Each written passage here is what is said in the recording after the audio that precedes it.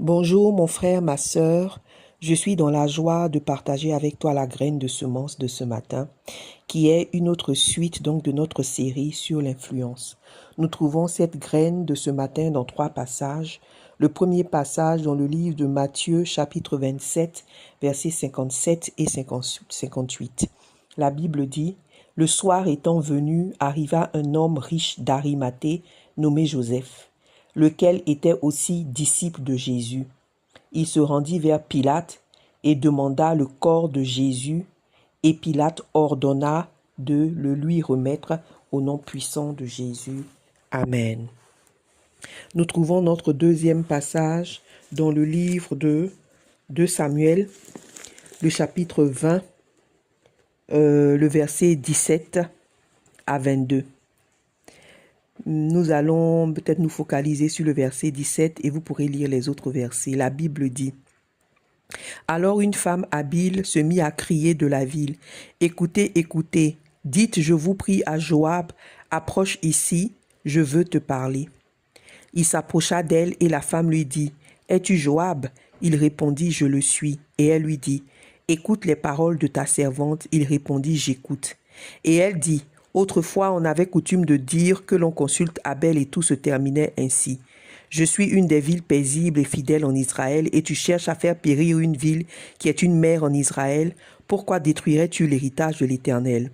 Joab répondit: Loin de moi la pensée de détruire et de ruiner. La chose n'est pas ainsi. Mais un homme de la montagne d'Éphraïm, nommé Sheba, fils de Bichri, a levé la main contre le roi David. Livrez-le lui seul, et je m'éloignerai de la ville. La femme dit à Joab: Voici, sa tête te sera jetée par la muraille. Et la femme alla vers tout le peuple avec sa sagesse, et ils coupèrent la tête à Sheba, fils de Bichri, et la jetèrent à Joab. Joab sonna de la trompette, on se dispersa loin de la ville, et chacun s'en alla dans sa tente, et Joab retourna à Jérusalem vers le roi, au nom puissant de Jésus. Amen. Et nous trouvons notre dernier passage dans le livre de Genèse, chapitre 41, versets 33 et versets 37 et 38. La Bible dit: Maintenant que Pharaon choisisse un homme intelligent et sage et qu'il le mette à la tête du pays. Ces paroles plurent à Pharaon et à tous ses serviteurs, et Pharaon dit à ses serviteurs: Trouverions-nous un homme comme celui-ci, ayant en lui l'Esprit de Dieu? Et Pharaon dit à Joseph: Puisque Dieu t'a fait connaître toutes ces choses, il n'y a personne qui soit aussi intelligent et aussi sage que toi. Je t'établis sur ma maison et tout mon peuple obéira à tes ordres. Le trône seul m'élèvera au-dessus de toi. Au nom puissant de Jésus-Christ. Amen. Amen. Mes frères, mes sœurs, nous voyons ici l'histoire de 3 personnes qui est relatée dans 3 passages que nous avons lus. 3 personnes qui ont posé des actes, qui ont élevé la voix à un moment donné et qui ont été écoutées. Ces personnes-là n'avaient pas des positions qui méritaient qu'on les écoute. Ils n'avaient pas ce qui était nécessaire pour que le monde écoute quelqu'un. Mais ils ont été écoutés par des rois, par Pharaon. Ils ont été écoutés et on a exécuté ce qu'ils ont demandé par des leaders comme Pilate. On a écouté ce qu'ils ont dit par des ministres de la guerre ou des chefs d'état-major comme Joab. Ces 3 personnes, ce sont Joseph, le fils de Jacob, Joseph d'Arimathée, cet homme qui était membre donc du conseil des Juifs, et cette femme sage là dont on ne mentionne pas le nom, qui a sauvé sa petite ville qui s'appelait Abel, alors que le chef d'état-major du roi d'Israël était prêt de détruire cette ville. Alléluia. Regardons ensemble les particularités de ces 3 personnes qui ont usé de leur influence de façon puissante pour apporter une solution, pour poser un acte à un moment donné qui a sauvé des villes, qui a sauvé des royaumes, qui a sauvé des nations et qui a ouvert la voie au Seigneur Jésus-Christ pour sa résurrection et le salut du monde entier. Juste quelques personnes. Amen. Un prisonnier, un jeune homme qui a été maltraité, injustement traité, qui n'avait rien, qui était esclave dans un pays étranger. Ensuite, Joseph d'Arimathée, un homme qui était membre du conseil des Juifs, bien qu'il était riche, il n'avait pas ce qu'il fallait pour être entendu par l'autorité la plus élevée du pays, mais il a quand même été reçu, et on verra. Et finalement, une femme sage dont on ne dit même pas le nom, inconnue, mais qui a sauvé toute une ville. Alléluia. Amen. Joseph d'Arimathée. Joseph d'Arimathée faisait partie du conseil des Juifs. Le conseil des Juifs, c'était beaucoup de pharisiens qui y étaient, avec à leur tête le souverain sacrificateur. C'était un peu une institution, on va dire, qui était un peu politique, même si elle était religieuse, parce qu'elle représentait tout l'État juif, tous les citoyens juifs auprès de Rome, qui était donc le colon. Et donc, elle avait un poids, elle avait une influence, donc ce conseil des Juifs-là, une influence politique au niveau donc de Rome. Donc, son avis comptait. Parce que si Rome ne voulait pas avoir des grèves ou avoir des guerres avec les Juifs et que les Juifs se réveillent, ils avaient intérêt donc à écouter le conseil des Juifs. Joseph d'Arimathée faisait partie du conseil des, donc il était conseiller. Mais la Bible nous dit qu'il faisait partie de ceux qui avaient désapprouvé la mort du Seigneur Jésus-Christ. Donc, lorsque ils avaient passé au vote la mort et l'accusation de Jésus-Christ, Joseph d'Arimathée s'était fortement opposé à cela. Et quand le Seigneur Jésus-Christ meurt et qu'il est sur la croix comme un vulgaire brigand, il est là, donc il va mourir. Qu'est-ce qu'on fait? On jette leur corps. Les gens qui meurent, les criminels, parce qu'ils ne comptent pour rien. Joseph d'Arimathée est fortement perturbé et il ne veut pas laisser le corps de son Seigneur parce que la Bible aussi nous dit qu'il était aussi un disciple du Seigneur Jésus-Christ. On le voit dans Marc chapitre 15, verset 43 et dans Jean 19, 38. Donc, il était lui-même disciple et il ne voulait pas laisser le corps de son Seigneur comme ça être traîné. Et la Bible dit qu'il était riche. Alors, qu'est-ce qu'il fait? Il va voir Pilate et il lui demande le corps du Seigneur Jésus-Christ, et le verset nous dit que lorsqu'il va le voir, Pilate ordonne qu'on le lui remette. On peut être incliné à croire que c'est parce que Joseph d'Arimathée était riche que l'autorité Pilate lui donne ordonne qu'on lui donne le corps du Seigneur Jésus-Christ. Mais mes frères, mes sœurs, ce n'est pas vrai. Si vous évoluez dans le milieu politique, vous allez vous rendre compte que ce n'est pas parce qu'on est riche qu'on rencontre le président de la République. Hein. Ce n'est pas parce qu'on a de l'argent qu'on rencontre l'autorité suprême d'une nation. Absolument pas. Donc, ça ne veut absolument rien dire. Et d'ailleurs, la Bible nous le confirme dans Marc chapitre 15, le verset 43, qu'on va lire rapidement parce que je veux bien qu'on comprenne l'influence donc de Joseph d'Arimathée. Marc chapitre 15, le verset 43, qui nous dit ceci. Amen. Qui nous dit ceci. Arriva Joseph d'Arimathée, conseiller de distinction, qui lui-même attendait aussi le royaume de Dieu. Il osa se rendre vers Pilate pour demander le corps de Jésus-Christ. Amen. La Bible dit qu'il a osé se rendre vers Pilate. Donc, il a bravé lui-même ses peurs et tout, et il est allé vers Pilate. Donc, c'était pas quelque chose qu'il pouvait faire facilement. Il n'avait rien qui lui donnait l'accès à Pilate, mais il a osé s'y rendre. Et dans Jean 19, verset 38, la Bible aussi nous dit que il est parti le voir en secret parce qu'il avait peur également des Juifs, parce qu'il était membre du conseil des Juifs. Donc, il ne voulait pas, il ne voulait pas que les Juifs pensent qu'il n'était pas de leur côté. Donc, il a osé se rendre vers Pilate et Pilate l'a écouté. Pilate a exécuter ce qu'il avait dit. Parce que, rendez-vous bien compte, mes frères, mes sœurs, que si Pilate, le chef du suprême de la nation, a un interlocuteur, ce n'est sûrement pas Joseph d'Arimathée, même sa richesse, parce que lui, il est membre du conseil des Juifs. Donc, celui qui pourrait être éventuellement l'interlocuteur avec qui Pilate parle, c'est le souverain sacrificateur Caïphe et Anne. Ce sont ceux-là même qui ont été les interlocuteurs de Pilate pendant la mort du Seigneur Jésus-Christ, parce que ce sont eux les chefs suprêmes. Donc, un membre du conseil des Juifs n'est pas l'équivalent de Pilate. Amen. Mais Joseph d'Arimathée avait une influence que le Seigneur lui avait donnée. Une influence qui devait être utile à un moment précis de sa vie. Alléluia. Un moment majeur dans l'histoire de l'humanité. Alléluia, ce moment où une sépulture devait être donnée au Seigneur Jésus-Christ afin que sa résurrection soit glorieuse. Alléluia, parce que s'il avait été jeté, son corps avait été jeté dans un ravin avec d'autres corps, sa résurrection n'allait pas avoir le poids et la gloire qu'elle devait avoir. Donc l'influence de Joseph d'Arimathée lui avait été donnée par le Seigneur, par la puissance du Saint-Esprit pour un moment comme celui-ci. Mais il a fallu que Joseph d'Arimathée se lève et qu'il ose et qu'il brave brave et qu'il soit courageux pour aller rencontrer l'autorité suprême qu'il devait rencontrer, pour faire la demande qu'il devait faire et ainsi exercer son influence. Mon frère, ma sœur, la plupart du temps, tu ne sauras pas que tu as de l'influence. Mais lorsque le moment vient et que le Seigneur met en ton cœur la pression, l'empressement de faire quelque chose, si tu le fais, si tu braves la peur, si tu braves les obstacles et que tu poses cet acte-là, alléluia, et que tu apportes cette solution-là qui est voulue à ce moment précis, amen, l'Éternel va mettre son cachet et ta parole sera exécutée parce que ton influence, mon influence, l'influence des élus, le Seigneur l'a bâti, il la rend dormante pendant un moment, mais à un moment clé, il active. Et ce moment-là, c'est le moment où tu as besoin d'intervenir, de poser un acte pour que le Seigneur active l'influence dans ta vie et que les gens, les événements s'exécutent. Amen. Et c'est ce que Joseph d'Arimathée a fait. Alléluia. Amen. Alors, regardons maintenant l'histoire de cette femme sage-là. Donc, un jour il y a un rebelle qui se lève et qui veut renverser le roi David, ce chef d'état-major, le ministre de la guerre, prend une armée et commence à le poursuivre. Il s'appelait Shiba.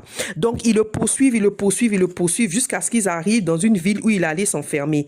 Parce que ce que vous devez comprendre, c'est que Shiba est un benjamite. Et toute la tribu de Benjamin était avec lui. Vous savez que politiquement, souvent dans plusieurs nations, lorsque quelqu'un se rebelle, les personnes les plus faciles à prendre comme partenaires de leur rébellion, c'est les gens de leur groupe ethnique ou les gens de leur religion. En tout cas, des gens qui ont quelque chose de commun et de fort avec eux. Donc, Shiba était benjamite et donc il s'en va se réfugier dans une ville qui est une ville de benjamite qui s'appelle Abel. Et la Bible est claire quand on lit 2 Samuel 20 que tous les gens de Benjamin étaient avec Shiba et c'est pour ça qu'il avait fait sa rébellion. Alléluia. Et quand il arrive dans cette ville-là, donc le chef d'état-major et toute l'armée vient assiéger cette ville et puis sont prêts à la détruire. Et là, il y a une femme qui voit qu'ils sont prêts à détruire sa ville. Elle est à l'intérieur de la ville et il y avait une muraille autour de la ville. Donc, l'armée était en train d'essayer de forcer pour rentrer. Quand elle réalise cela, la Bible dit qu'elle commence à crier au-dessus de la clôture et puis elle appelle Joab, le chef d'état-major. Joab, viens, approche, je veux te parler. Il n'était vraiment pas obligé de venir s'approcher d'une femme inconnue qui est en train de l'appeler au-dessus de la clôture. Mais qu'est-ce qu'il fait? Par la puissance du Saint-Esprit et l'influence qui avait été donnée à cette femme à ce moment-là, il s'approche. Donc le chef d'état-major s'approche et puis elle lui dit, mais pourquoi tu veux détruire une ville? Et lorsqu'on regarde et on lit ce passage, vous voyez même que le chef d'état-major, le ministre de la guerre, est comme en train de s'excuser auprès de la dame. Il lui dit, non madame, c'est pas ce que vous pensez. Je suis pas venu détruire une ville et ses habitants, parce que la dame lui rappelle l'importance de cette ville Abel. Il dit, c'est pas ce que je suis venu faire, mais il y a un criminel dans cette ville. Si vous me le donnez, je laisse la ville tranquille.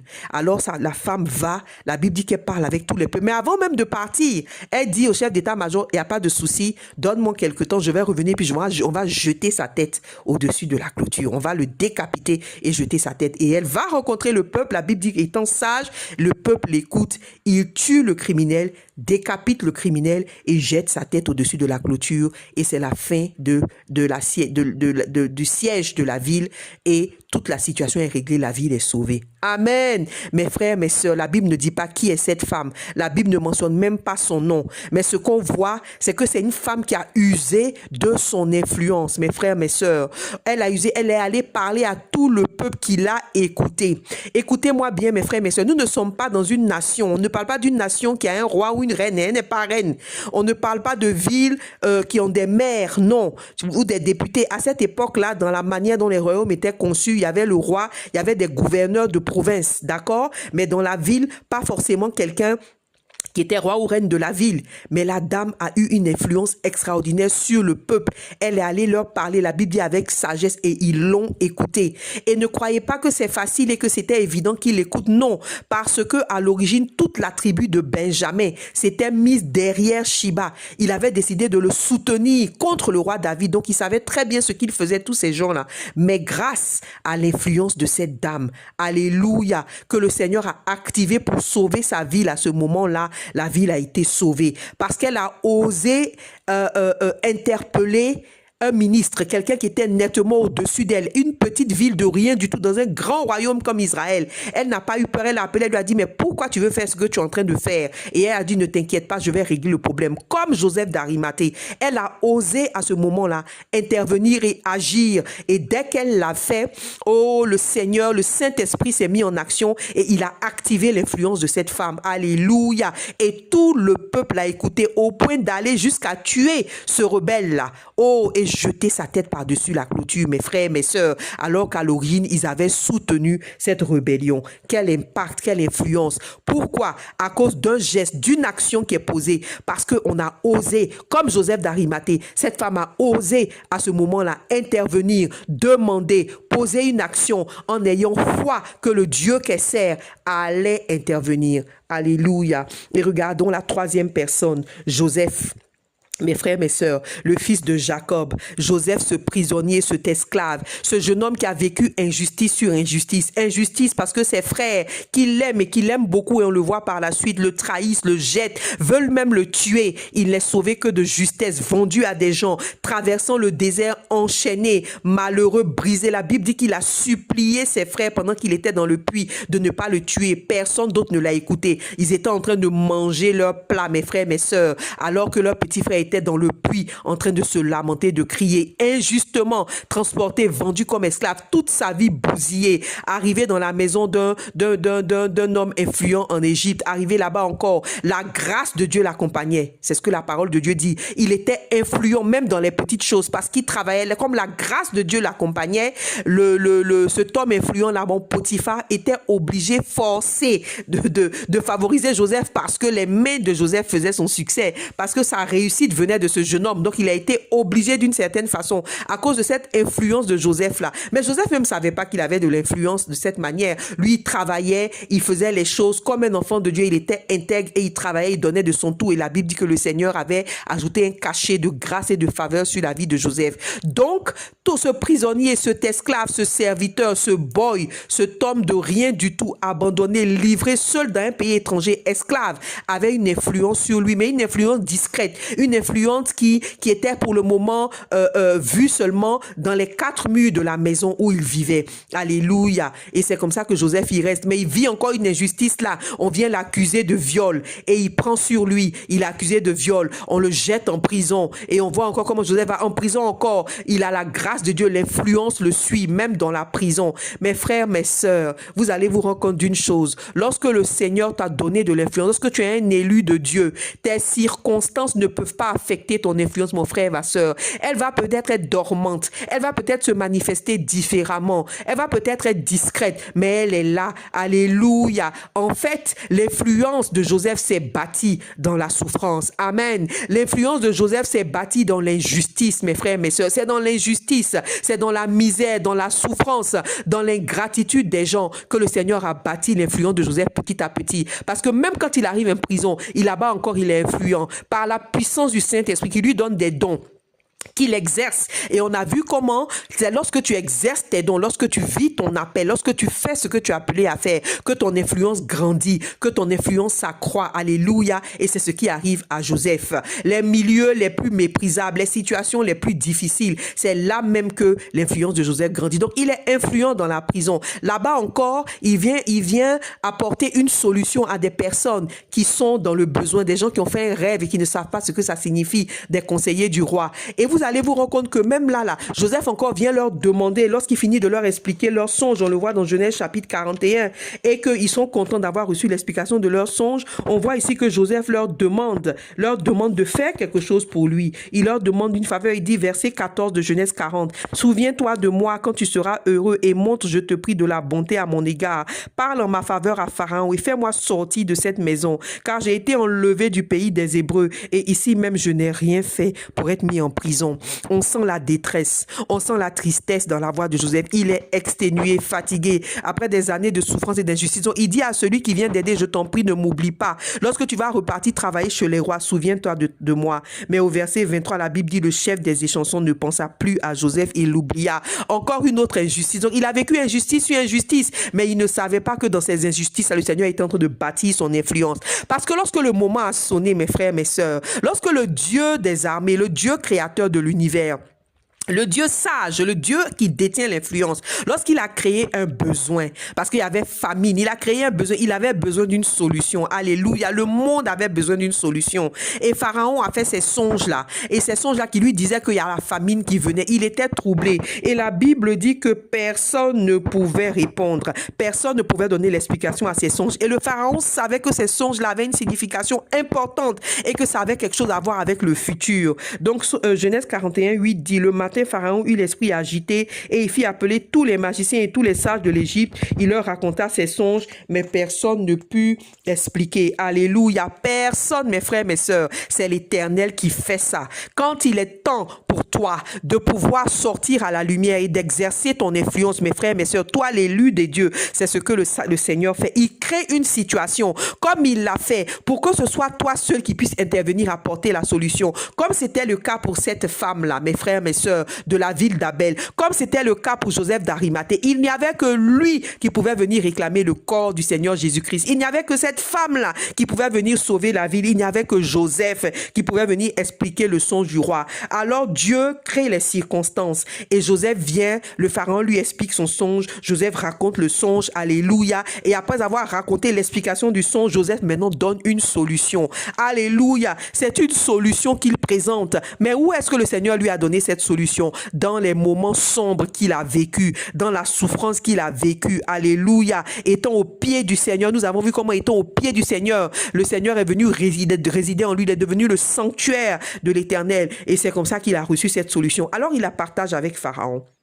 Et il dit, Pharaon, voici le mécanisme que tu dois mettre en place. Et il commence à dire, voilà, tu vas établir des chefs de province, ils vont prélever des impôts. Mes frères, mes sœurs, un programme d'administration publique comme jamais. À cette époque-là, imaginez, Joseph n'a pas fait d'études. Joseph n'est pas intellectuel. Non, Joseph a été abandonné. Il n'a rien. Mais dans les ténèbres, au fin fond du caveau où il était, mes frères, mes sœurs, le Seigneur lui a communiqué une solution qui a fait exploser l'influence de ce jeune homme. Alléluia. Parce que lorsqu'il a exposé son mécanisme au roi, le mécanisme était tellement complexe, tellement bien ficelé, ce mécanisme d'administration publique des fonds de Pharaon, de toute l'Égypte, que Pharaon a dit, mais où je vais trouver quelqu'un pour mettre en œuvre ce programme si ce n'est pas toi? Et c'est comme ça que Joseph donc sort de l'ombre. Joseph, le prisonnier et l'esclave, celui qui a été victime d'injustice sur injustice, devient le premier ministre de cette grande nation et met en place un programme extraordinaire d'administration des fonds publics, alléluia, d'imposition, et il programme sur 14 ans vraiment les revenus, le budget qui vont pouvoir aider à résoudre ce problème-là à laquelle cette nation faisait face, à laquelle le monde faisait face à cette époque, par l'influence que Joseph a eue. Mes frères, mes sœurs, l'influence de Joseph s'est bâtie dans l'ombre, et lui encore, au moment donné, il a communiqué la solution, il a intervenu, il a donné ce que le Seigneur lui avait donné dans l'ombre, alléluia, il a osé intervenir, il a fait ce qu'il fallait faire. Il a exercé son influence. Mon frère, ma sœur, si tu ne poses pas d'action, alléluia, en tant qu'élu de Dieu, au moment et à l'opportunité où Dieu va ouvrir devant toi, si tu ne poses pas d'acte, si tu ne partages pas les solutions que Dieu t'a données dans l'ombre, si tu ne réalises pas que les temps de souffrance, les temps de misère sont là où le Seigneur bâtit ton influence, tu vas rater l'opportunité et tu ne vas pas agir, tu ne vas pas poser ce tact-là, tu ne vas pas oser aller demander comme Joseph d'Arimathée l'a fait, tu ne vas pas oser dire à Pharaon le mécanisme que Dieu a mis dans ta tête, parce que tu vas te dire, est-ce que la solution que j'ai là, c'est la bonne? Tu ne vas pas réaliser que c'est ça que le Seigneur t'a donné pour pouvoir asseoir ton influence dans ton environnement, dans ta nation, dans ta communauté, dans le monde où le Seigneur t'a placé, au nom puissant de Jésus-Christ. Alléluia. Mes frères, mes sœurs, encore une fois aujourd'hui, le Seigneur voudrait qu'on s'inspire de ces enfants de Dieu-là, qui ont su comprendre qu'ils avaient reçu de l'influence de l'Éternel, qui ont compris que dans leurs épreuves, leur influence a été bâtie et au moment donné, ils ont intervenu. Mon frère, ma sœur, je veux terminer avec ceci. Remarquez que Joseph a fait plusieurs demandes au cours de sa vie, au cours de ses épreuves. Il a demandé aux échansons du roi, ne m'oubliez pas, mais les gens l'ont oublié. Alléluia. Ce n'est pas tout le monde qui va t'écouter. Ce n'est pas tout le monde que tu es censé influencer, mon frère, ma soeur. Non, ce n'est pas la terre entière que nous sommes censés influencer. On n'a pas d'influence sur tout le monde. Mais en tant qu'élu de Dieu, il y a des personnes, quand tu vas parler, ils vont écouter. Alléluia. Pour Joseph, ce n'était pas les chansons du roi. Amen. Mais c'était c'était Pharaon lui-même. Et le moment est venu. Amen. Et Pharaon l'a écouté alors que d'autres ne l'avaient pas écouté. Son influence s'est activée pour cette personne-là qui était destinée à recevoir son influence, pour ces nations-là. Son influence s'est activée et ils l'ont écouté. Pharaon l'a écouté. Son gouvernement a écouté Joseph. Amen. Parce que c'était le bon moment, parce que c'était la bonne personne. Mais mon frère, ma soeur, que cela ne t'empêche pas d'exercer ton influence, de tester ton influence chaque fois que tu as une situation, de pouvoir le faire, parce que c'est ce que d'autres ont fait, c'est ce que Esther a fait petit à petit, oser aller chez le roi, alléluia, exercer son influence jusqu'à ce que tu réalises, parce que plus tu l'exerces, plus le Seigneur te montre la grandeur et le niveau d'influence qu'il t'a donné, alléluia. Alors mes frères, mes sœurs, agis, demande. Alléluia, agis, demande, pose l'acte que tu dois poser. La personne qui doit t'écouter, les personnes qui doivent s'exécuter, les personnes que tu dois influencer seront influencées au nom de Jésus au bon moment, et c'est le Saint-Esprit qui fait cela. Alléluia, celui qui doit t'écouter t'écoutera, celui que tu dois influencer, tu l'influenceras, mais pour cela, il faut que tu poses l'acte au nom de Jésus, il faut que tu saches demander, il faut que tu oses t'approcher des personnes que Dieu a mis sur ton chemin, placées en autorité selon ce que l'Esprit de Dieu t'inspirera, ceux à qui tu dois présenter l'action, la solution, ce que tu dois influencer pour le royaume, au nom puissant de Jésus-Christ. Amen.